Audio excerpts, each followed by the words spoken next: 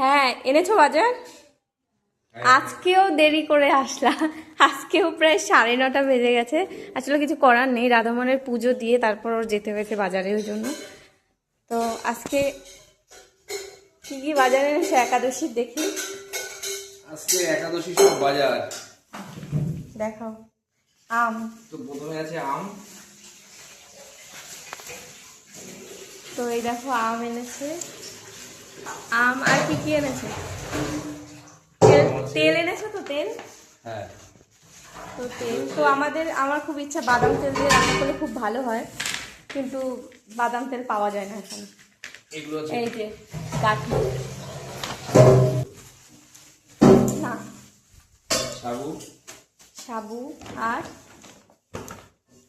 এটা আছে বাদাম, হুম ঠিক আছে, আর এটা আছে কুমড়ো, হুম আর এটা হচ্ছে কুমড়ো। এটা আছে কুমড়ো।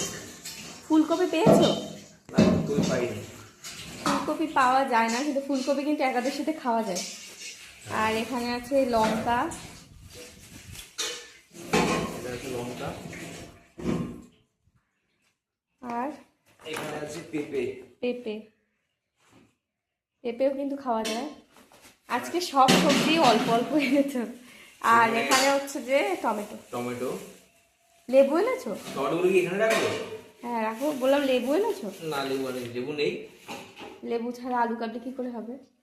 ঠিক আছে, আলু কাবলি আছে, খাবো না, শুধু ফলই খাবো তাহলে। আর এখানে আছে শসা।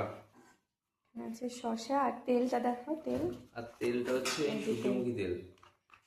সূর্যমুখী তেল দিয়ে তোমরা রান্না করে খেতে পারো, বা বাদাম তেল। তো বাদাম তেল তো আমাদের এখানে পাওয়া যায় না, কিছু করার নেই। Refined sunflower oil.